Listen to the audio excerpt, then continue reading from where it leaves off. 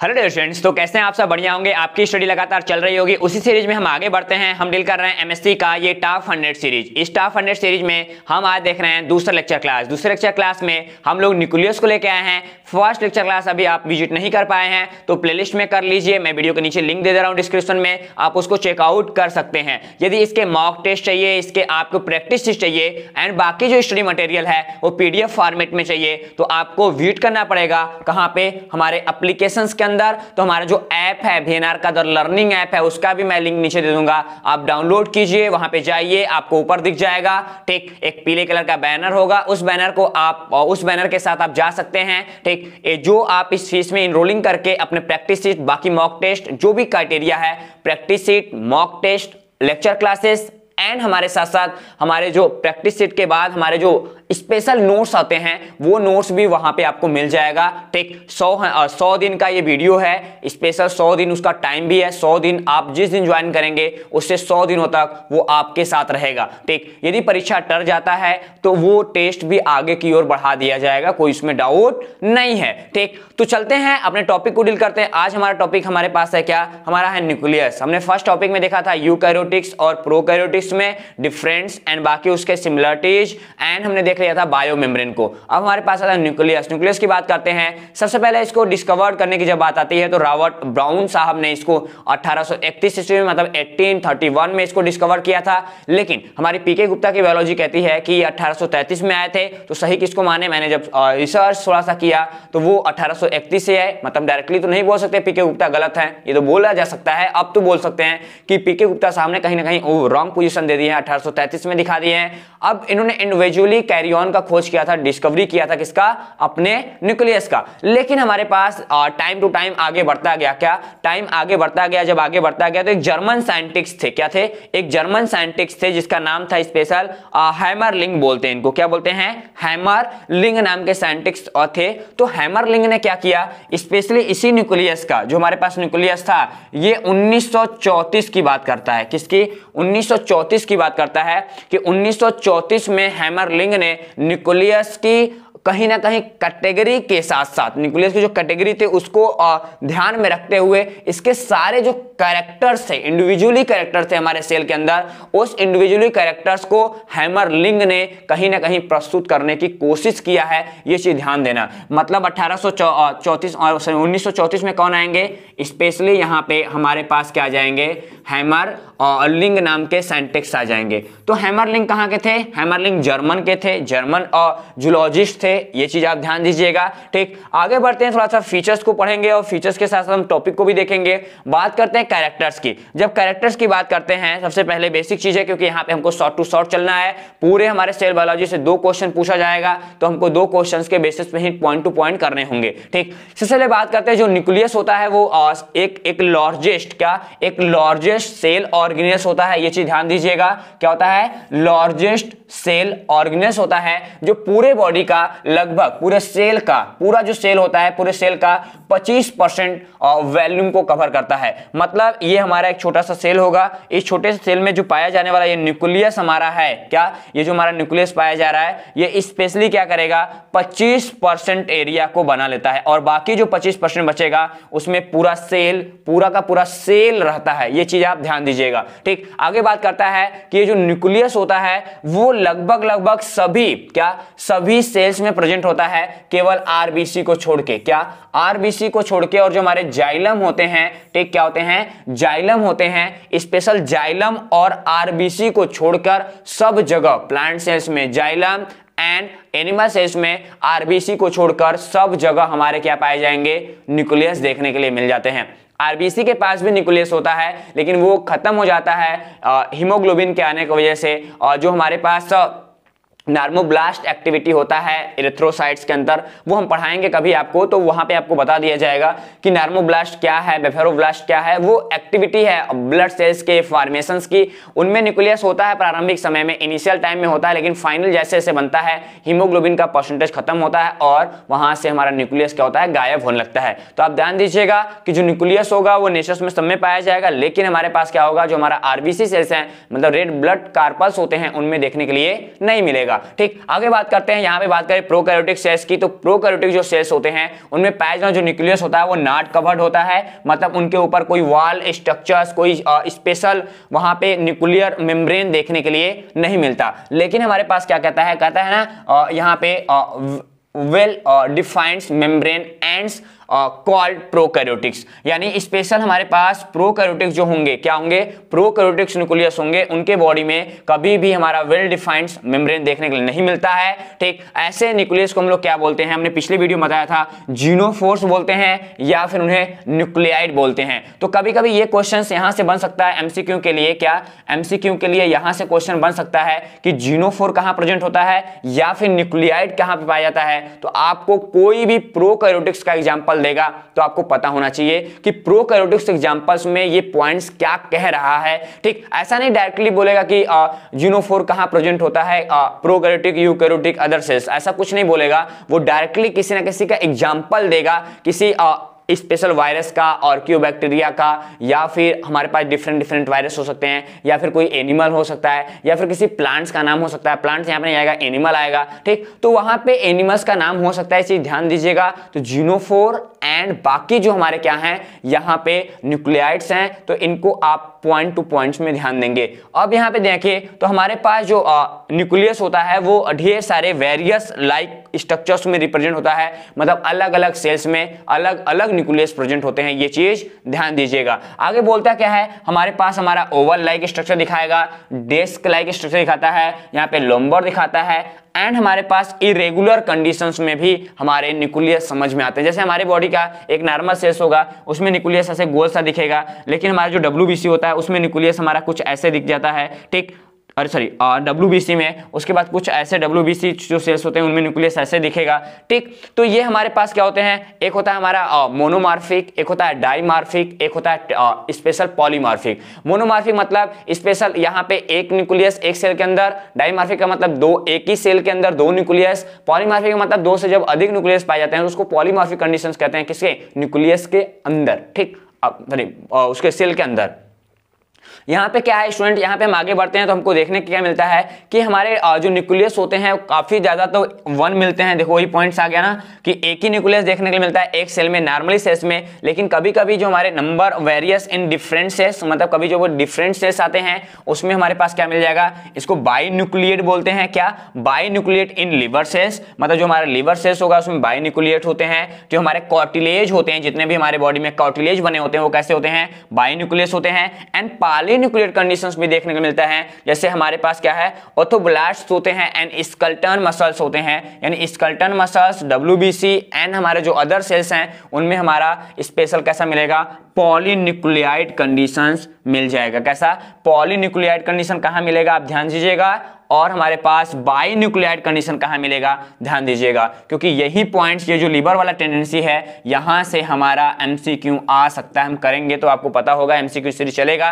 ठीक, वो लाइव चलेगा, तो एमसीक्यू सीरीज में जब लाइव चलेगा तो वहां पे हम बच्चों के साथ करेंगे, तो आप इस पॉइंट्स को ध्यान दीजिएगा, यहां से क्वेश्चन पूछा जा सकता है। ठीक, आगे बढ़ते हैं। यहां से अब बोल क्या रहा है कि ये स्पेशल फॉर्मेट वाई किससे होते हैं, यहां पे हमारे पास एंडोप्लाज्मिक रेटिकुलम से। ठीक, ये चीज ध्यान दीजिएगा।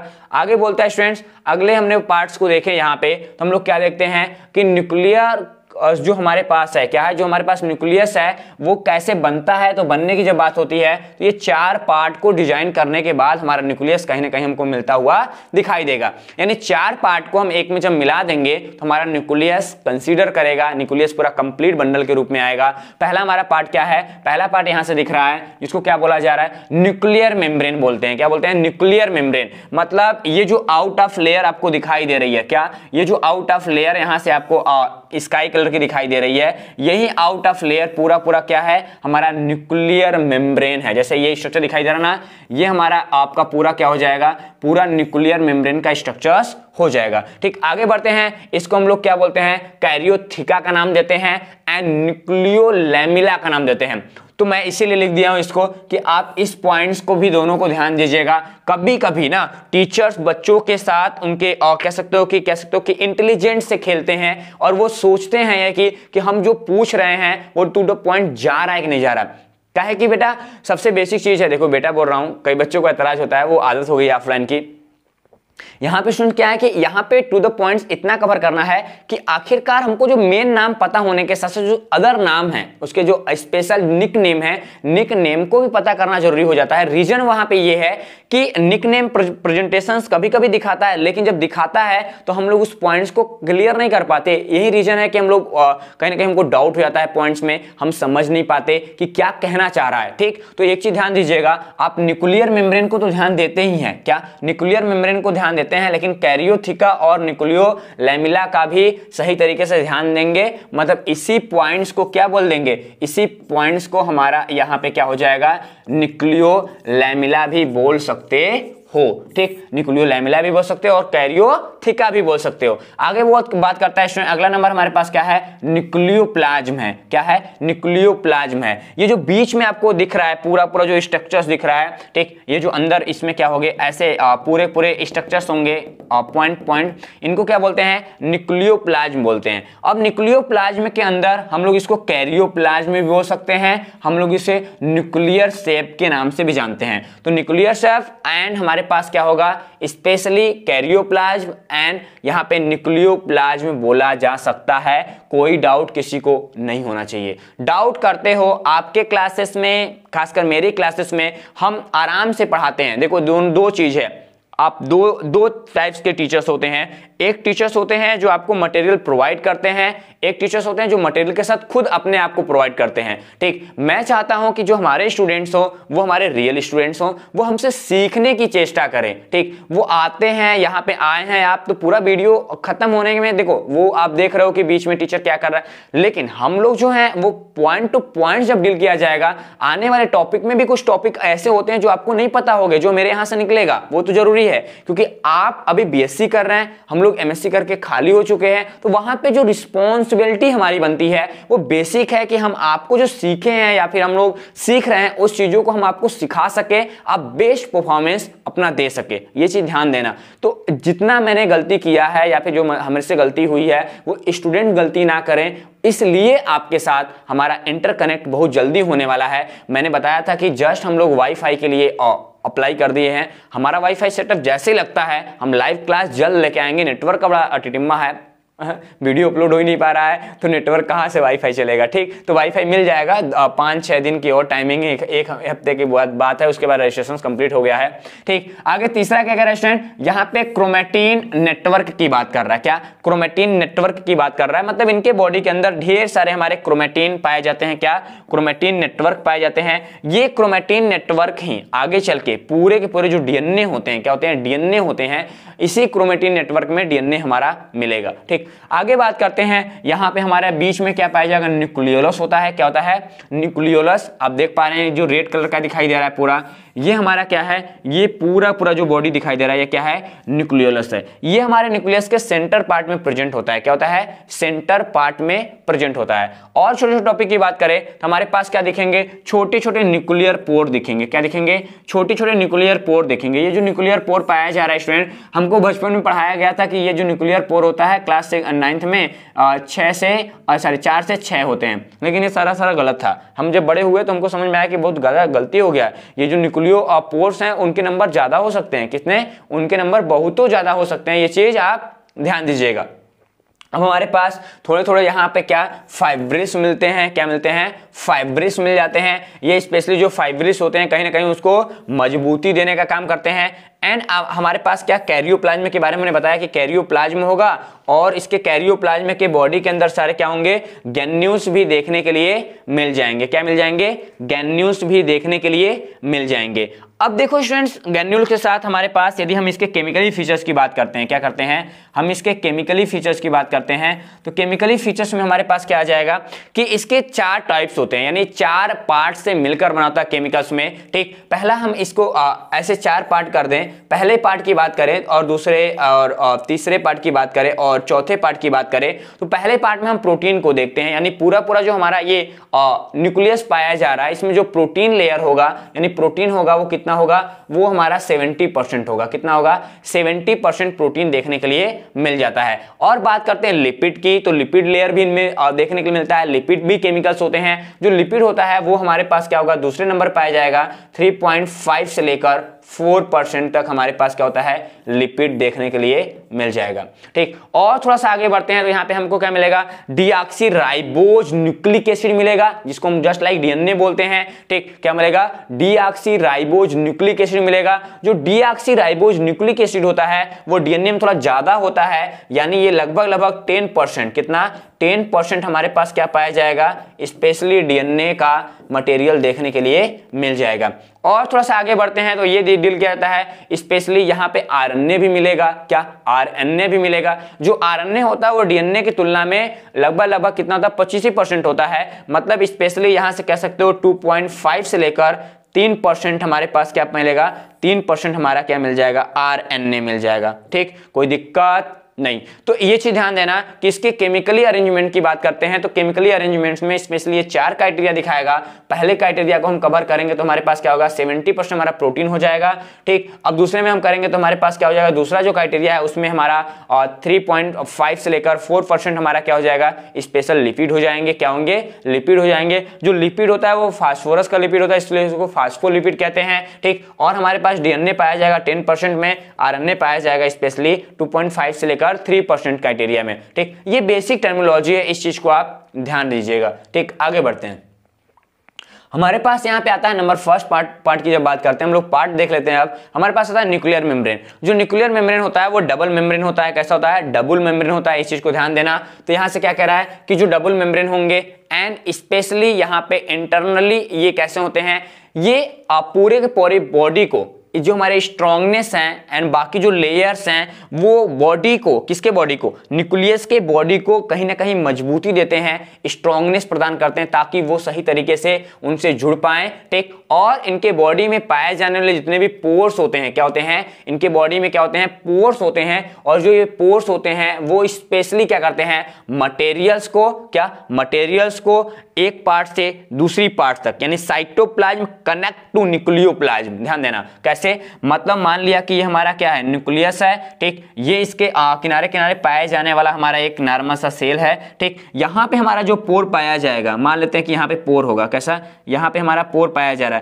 तो ये क्या करता है स्टूडेंट, इसके बॉडी के अंदर हमारा एक प्रोसेस होता है जिसको बोलते हैं क्या, डिफ्यूजन। डिफ्यूजन बोलते हैं ना, डिफ्यूजन की बात करते हैं। डिफ्यूजन प्रोसेस होता है। डिफ्यूजन क्या कहता है कि कंसंट्रेशन टू मतलब higher concentration to lower concentration. तो लोअर कंसंट्रेशन हमारे पास जहां होगा वहां स्पेशली मटेरियल, मतलब इसके अंदर कभी भी लिक्विड कम हो गया तो इधर से मटेरियल इसको प्रोवाइड हो जाता है। ठीक, वो भी वाटर और बाकी मटेरियल्स वो उसी पोर के साथ अंदर जाते हैं, क्योंकि भाई अंदर सेल्स, हमारे सेल की पार्ट्स हैं, ढेर सारे ऑर्गेनेल्स पाए जा रहे हैं, हमारा डीएनए आरएनए है, वहां पे रिएक्शंस के लिए केमिकल चाहिए, पॉलीमरेज चाहिए। यदि हमारे साइटोप्लाज्म में पॉलीमरेज हैं, साइटोप्लाज्म में हमारा पूरा मटेरियल पाया जा रहा है, वो हमारे सेल्स के अंदर कैसे जाएगा, उसी पोर की वजह से जाएगा। मतलब यहाँ पे क्या है कि जो न्यूक्लियर मेम्ब्रेन होता है वो डबल मेम्ब्रेन होता है, थिकनेस अच्छी खासी होती है एंड ये बना होता है प्रोटीन और फास्फोलिपिड का। एंड बाकी आगे की बात करेंगे तो आगे क्राइटेरिया हम कह रहा है कि इनके बॉडी पे क्या होते हैं, पोर प्रेजेंट होते हैं। और जो पोर होता है वो स्पेशली मटेरियल के ट्रांसफरिंग करता है, वो भी कैसे, स्पेशली यहाँ पे डिफ्यूजन प्रोसेस द्वारा। ठीक, और आगे बात करता है ये जो पोर्स होते हैं वो रेगुलरली पाए जाते हैं। ऐसा नहीं कि एक पोर यहाँ पे, एक पोर बनारस और एक पोर लखनऊ पाया जाएगा। उनकी एक लिमिटेशंस होती है और उसी लिमिटेशंस में वो खड़े उतर के अपने पोर को कहीं ना कहीं कंप्लीट करते हैं। ठीक, इस चीज को ध्यान देना। और उनकी साइज कैसी होती है, वो regulate the size of the pore. ठीक, जो पूरा मटेरियल होता है कॉम्प्लेक्सेस का वो पूरा यहाँ पे डिस्केट की बात कर रहा है, डिस्केट to regulate the size of the nuclear pore. ठीक, जो पोर्स होते हैं वो नॉर्मली पूरे बॉडी में एक मटेरियल की तरह वर्क करते हैं। आगे कहता है न्यूक्लियोप्लाज्म की बात करें। न्यूक्लियोप्लाज्म बोलता है यहाँ पे ट्रांसपेरेंट होगा, पारदर्शी न्यूक्लियोप्लाज्म होता है। क्या होता है, पारदर्शी न्यूक्लियोप्लाज्म होता है। इस चीज को ध्यान देना। अब हमारे पास पारदर्शी न्यूक्लियोप्लाज्म के साथ साथ ये एल्काइन, बोलते हैं क्या, एल्काइन सेमी फ्लूइड कंडीशंस में रिप्रेजेंट होता है। क्या, एल्काइन। तो एल्काइन सेमी फ्लूइड कंडीशन भी याद रख लेना, कोई दिक्कत इसका नहीं है। ठीक, आगे बोल रहा है यहाँ पे क्रोमेटिन मटेरियल देखने मिल जाता है जिसमें स्पेशल न्यूक्लियाई के साथ साथ, मतलब न्यूक्लियाई उसमें प्रेजेंट होगा।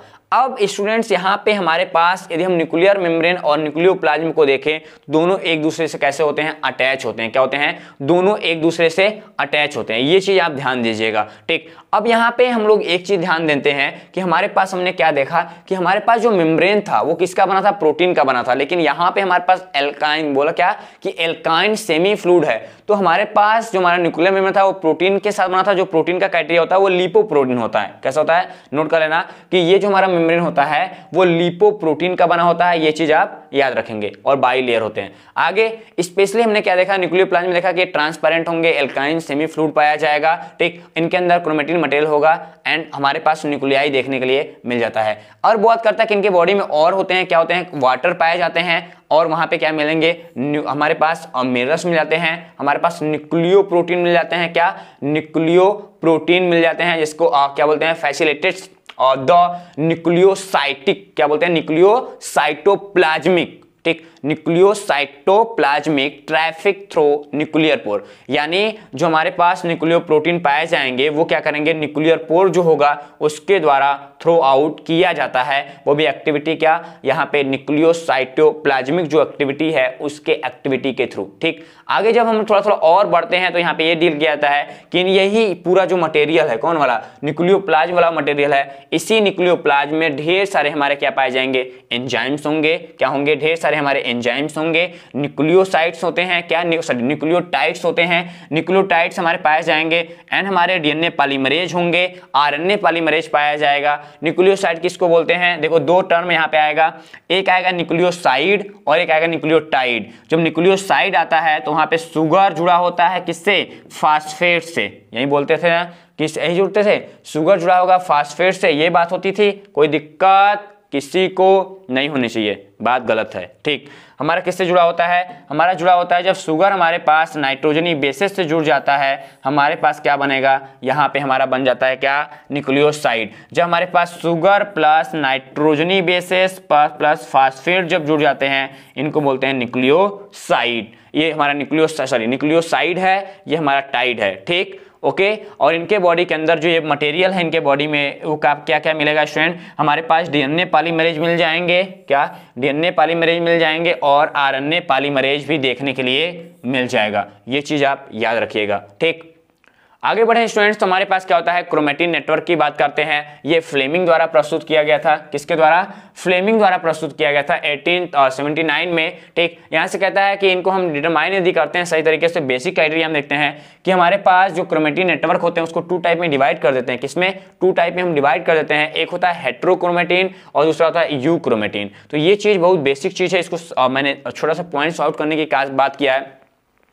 हमारे पास हेट्रोक्रोमेटिन की जब बात करते हैं तो स्पेशली ये क्या करता है, कंसीडर्ड यहाँ पे क्या करता है, ये एक हायर कंसंट्रेशन के साथ हमारे क्रोमेटिन नजर आएंगे, वो डिफ्यूज क्रोमेटिन होते हैं। कौन, यू क्रोमेटिन। यदि बात करते हैं ये कैसे होते हैं, वो लाइट स्टेनिंग होते हैं, ये डार्क स्टेनिंग होते हैं, ये गाढ़े कलर के होंगे, वो हल्के कलर के होते हैं, ठीक। ये हमारे टाइटली कोलाइड्स होते हैं, मतलब गाढ़ा कोलाइड्स होगा क्योंकि कंसंट्रेशन ज्यादा है, ठीक। ये कैसे होते हैं, लूजली कोलाइड्स होते हैं, क्योंकि कंसंट्रेशन कम है तो भाई जाहिर सी बात है लूज पाए जाएंगे, ठीक। उसके बाद क्या आते हैं, जीन्स आर इनएक्टिव, मतलब स्पेशली इनमें जो जीन्स पाए जाएंगे हेट्रोक्रोमेटिन में वो कैसे होंगे, एक्टिवेशंस नहीं होंगे, वो नॉन एक्टिवेशंस फॉर्म में होंगे। लेकिन यहाँ पे जो जीन्स होते हैं वो कैसे होते हैं, एक्टिवेशंस होते हैं। यहां से भी मल्टीपल चॉइस पूछता है, क्या, यहां से भी मल्टीपल चॉइस आपका एक बन जाता है, ठीक। इस चीज को ध्यान देना, एमसीक्यू यहां से भी बनेगा कि ऐसा कौन सा क्रोमेटिन का ऐसा कौन सा पार्ट होता है जिसमें जीन एक्टिव होते हैं, तो आपको पता होना चाहिए वो क्या है, यूक्रोमेटिन है, ठीक, ओके।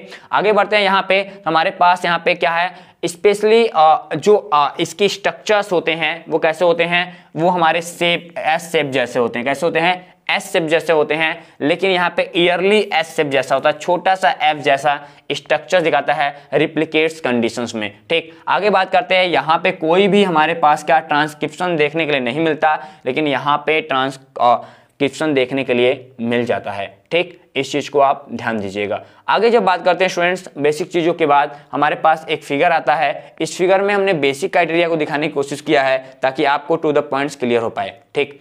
बढ़ते हैं थोड़ा सा अगले पॉइंट्स पे। अगले पॉइंट्स हमारे पास क्या है, नॉर्मल हमारा हेट्रोक्रोमेटिन है। क्या है, हेट्रोक्रोमेटिन है, जो स्पेशली क्लोज क्रोमेटिन दिखाता है। कैसा, क्लोज क्रोमेटिन दिखाता है। ये इसके जो मॉलिक्यूल्स होते हैं, ये डीएनए हमारा पाया जा रहा है, ये हमारे पास क्या है, यहाँ बोलता है मेथिलॉइड। क्या है, मेथिलॉइडेड कंडीशंस है, ये दोनों हमारे क्या पाए जा रहे हैं, इसके स्पेशल बेस पेयर्स है।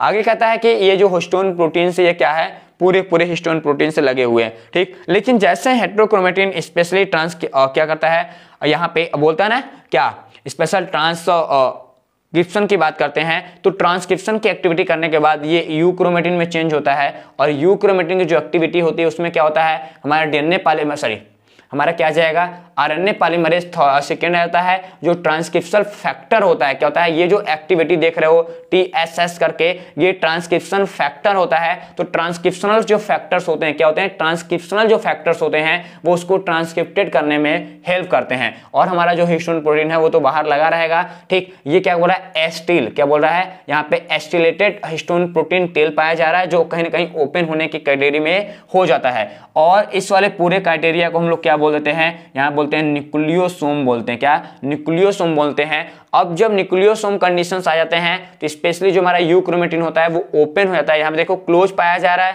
लेकिन यहाँ पे कैसा है, ओपन पाया जा रहा है। ठीक, ये रिस्पेंशंस के फॉर्म में होते हैं, ये एक्टिवेशंस के फॉर्म में होते हैं। अब जब एक्टिव हो जाएगा, फिगर नंबर बी में देखो कि हमारे पास जो हमारे न्यूक्लियोसोम पाए जा रहे हैं, क्या फिगर नंबर बी हमारा बता रहा है कि जो हमारे न्यूक्लियोसोम पाए जाते हैं वो कैसे होते हैं, यूक्रोमेटिन कंडीशंस में पूरे कैसे हो जाते हैं, वो खुल जाते हैं। क्या होते हैं, पूरा ओपन हो जाते हैं। ये जो पीले पीले दिखाई दे रहे हैं ना, ये पीले पीले जो घुंडियां दिखाई दे रही है, ये क्या है, ये यूक्रोमैटिक का मॉडिफिकेशंस की एक्टिविटी है कि क्या है, यूक्रोमेटिन मॉडिफिकेशंस हुआ है। उसके बाद ये जो पूरा ये जो झंडे दिखाई दे रहे हैं, पतले पतले से झंडे दिखाई दे रहे हैं, ये क्या है, ये एस्टिल ग्रुप हैं। ये जो बड़ा वाला रेड कलर का इसमें दिखाएगा, इसमें रेड कलर की बात करें। ठीक, और ये क्या है, ये प्रोटीन का पूरा डीएनए मेटाबॉलिज्म की एक्टिविटी दिखाने के बाद स्पेशली जो हमारे पास HP1 प्रोटीन पाया जाता है, जिसको हम लोग हिस्टोन प्रोटीन का हिस्सा कहते हैं।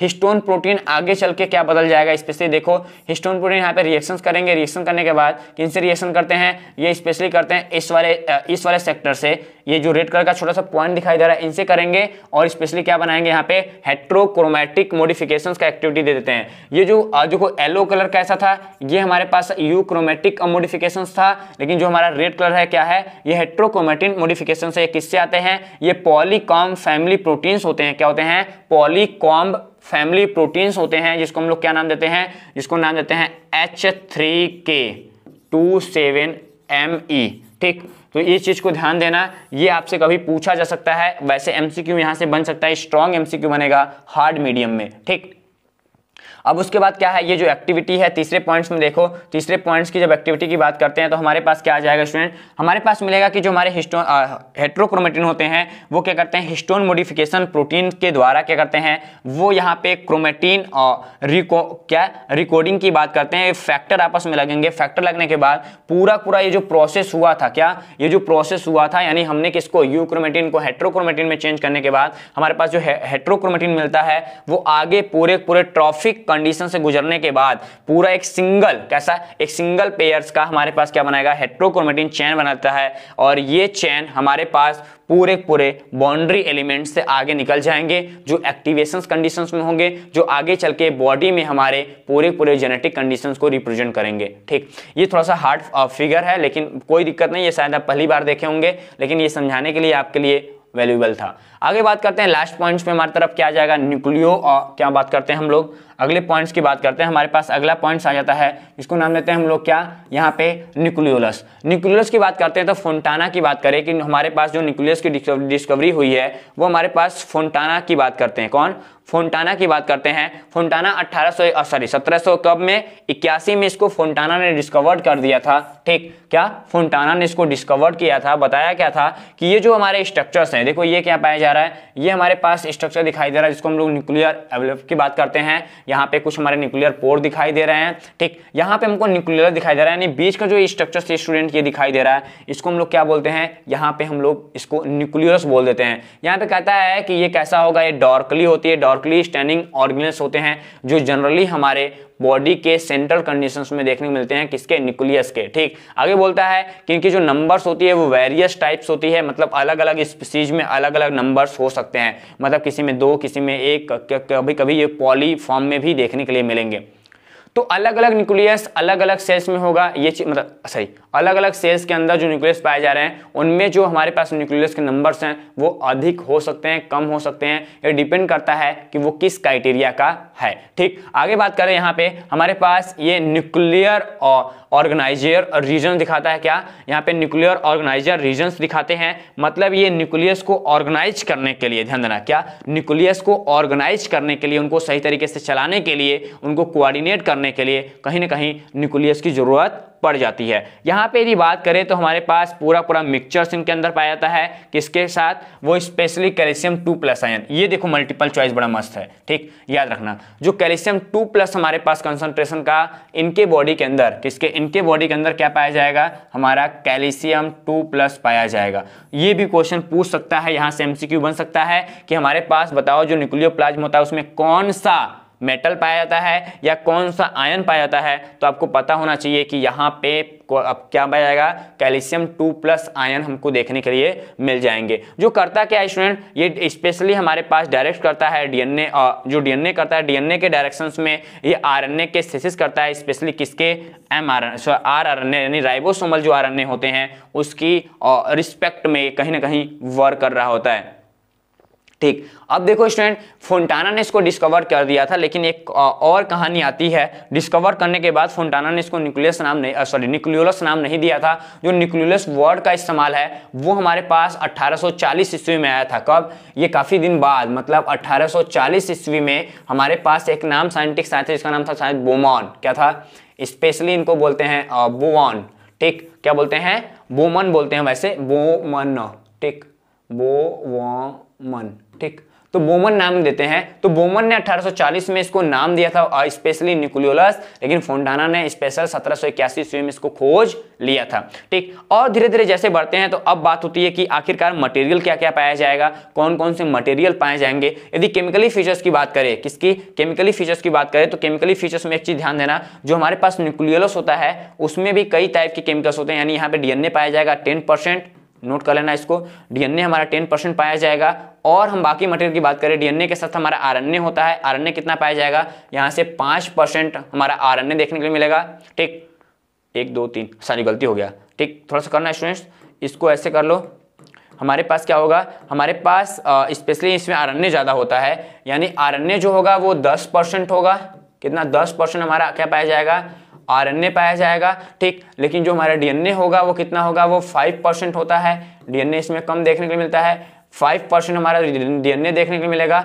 और बाकी कम से कम हमारे पास कितना आ जाएगा, 85%। कितना, 85% हमारा प्रोटीन देखने के लिए मिल जाता है, किसके अंदर, इनके बॉडी के अंदर। ये चीज आप याद रखना। ठीक, अपना पॉइंट क्लियर होता है। अब बढ़ते हैं स्टूडेंट आगे की तरफ। तो आगे कुछ ज्यादा नहीं पढ़ना है, हमारा खत्म होता है आज का लेक्चर क्लास। हम लोग न्यूक्लियस में बेसिक चीजों को देखें। आपका क्रोमोसोम बचा है, डीएनए बचा है। डीएनए और क्रोमोसोम का एक अलग से वीडियो मिलेगा, ताकि आप to the point short notes में खोलो वीडियो को और एक टॉपिक खत्म कर डालो। ओके, कोई दिक्कत नहीं। तो मिलते हैं कल वाले क्लास में ठीक इसी टाइम। नेटवर्क का इशू चल रहा है, इसलिए वीडियो टाइम से अपलोड नहीं हो पा रहा है। ठीक, 10-20 GB से ज्यादा अपलोड ही नहीं हो पा रहा है, पता नहीं क्यों। तो फोन से भी हम लोग अपलोड करते हैं, क्योंकि हम लोग के पास अभी वो सिस्टम नहीं हुए स्टूडेंट्स की हम लोग बड़ा सा सेटअप लगा लें, अब वो बड़ा सा कोचिंग चला लें, वो अभी नहीं हुआ है। लेकिन आपका प्यार ऐसे रहा तो आप धीरे धीरे करके हम लोग जल्दी से पूरा सेटअप कंप्लीट कर लेंगे और आपके साथ कनेक्ट करेंगे अच्छे तरीके से। अभी तो जितना हो पाता है मैं अपना बेस्ट ऑफ बेस्ट देने की कोशिश कर रहा हूं, और जो भी आपको कमी लगती है वो कमेंट आकर करके बताइए। ठीक, हमको भी थोड़ा सा हौसला मिलता है कि हमने कहाँ पे गलती किया है, क्या चीज़ है। क्योंकि आप, हो सकता है कि मैं वो चीज़ ना देख पा रहा हूँ, लेकिन आप वो चीज़ देख पा रहे हो, तो आप हमें ज़रूर बताएं। आप हमें पर्सनल मैसेज कर सकते हैं, कमेंट बॉक्स में हमने नंबर दे रखा है। आप हमको हमारे एप्लीकेशन में मैसेज कर सकते हैं, आप हमें व्हाट्सअप कर सकते हैं। मतलब वहाँ पे जो टीम होगी हमारी 2-3 लोग काम करते हैं हम लोग। ठीक, मैं पर्टिकुलर पढ़ाता हूँ, लेकिन बाकी 2 लोग सर्वर देखते हैं और काम करते हैं, तो वो लोग आपको रिफर कर देंगे, मैं खुद ही कर दूंगा। जो भी प्रॉब्लम होती है आप बताओ एक बार, जब बताओगे तो हमको पता चलेगा कि स्टूडेंट के बीच क्या प्रॉब्लम है, कैसे हम सॉल्व करते हैं इसको। ठीक, तो कल वाले क्लास में मिलते हैं लेके अगले टॉपिक को। ठीक, साइटोप्लाज्म पढ़ना है और डीएनए पढ़ना है। ठीक, साइटोप्लाज्म को पहले पढ़ लेते हैं, फिर डीएनए को अलग से पढ़ेंगे पूरा डिटेल। ठीक, मिलते हैं अगले टॉपिक में, तब तक के लिए आप सभी को टेक केयर, बाय बाय।